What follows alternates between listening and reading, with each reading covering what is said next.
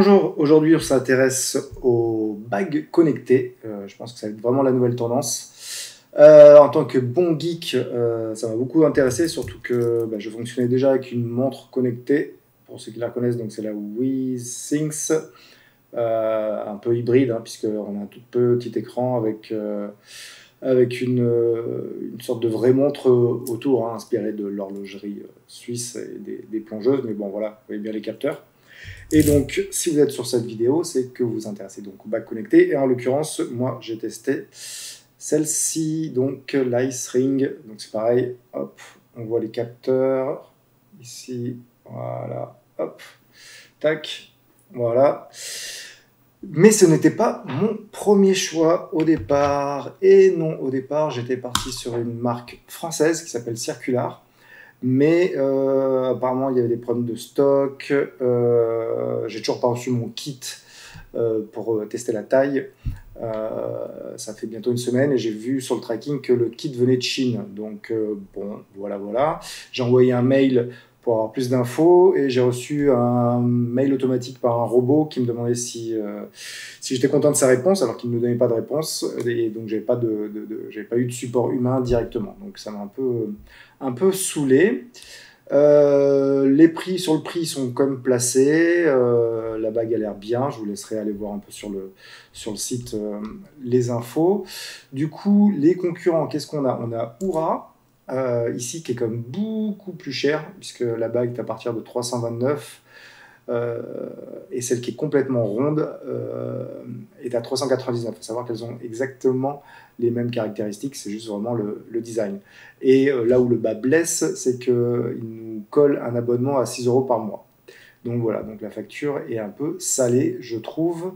Oura, ils sont suédois, je crois, ou finlandais. Ils sont finlandais. Voilà. Ensuite, on a Ultra Human. Eux, ils sont indiens. Et la bague est à 349 $. Pareil, il fallait attendre pour recevoir le kit, etc. Vous allez comprendre pourquoi c'est important.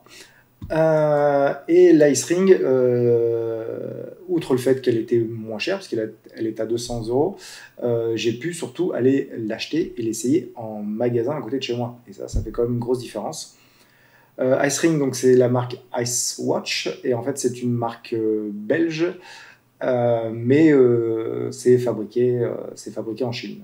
Mais à mon avis, comme la plupart, puisqu'il y a certains graphiques de suivi de sommeil que j'ai retrouvés chez Circular, si vous allez sur le site, qu'on retrouve aussi chez l'Ice Ring. Donc bon, je pense qu'ils doivent se récupérer certaines technologies en Chine et se les partager. Donc voilà, je la porte depuis quelques jours. Je vais vous mettre des petites captures d'écran du tracking. Je l'ai comparé en marche GPS tout à l'heure avec mon application santé Samsung et avec la montre connectée en même temps. C'est assez similaire, alors que j'avais lu qu'il y avait des écarts. Voilà, c'est pas à 100 mètres près, c'est pas exactement la même chose. Je crois que j'avais fait 1,2 km, l'autre c'était 1,150 km.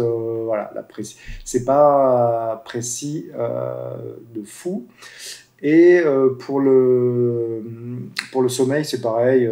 La montre avait enregistré, je crois, 6h55 et la bague 7h10. Donc voilà, il y avait un quart d'heure de différence.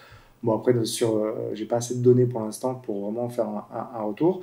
Mais en tout cas, je suis agréablement surpris de l'application. Pareil, je vais vous mettre des copies d'écran.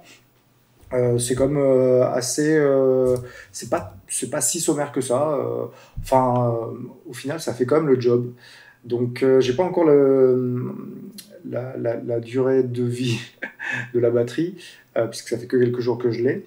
Mais je crois que les données pour 6 jours, enfin, tous à peu près, c'est entre quelques jours et une semaine.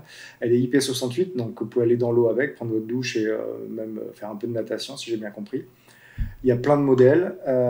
Donc voilà, comme je vous disais, la Circular, on a laissé tomber. La Oura, ça fait un peu cher. L'Indien, bon voilà, je me dis que sur le support, etc., enfin bon, Autant faire marcher des entreprises francophones, donc soit françaises, soit belges. On a un petit outsider, je ne voulais pas mentionner ici, donc Iclis, designé par Stark.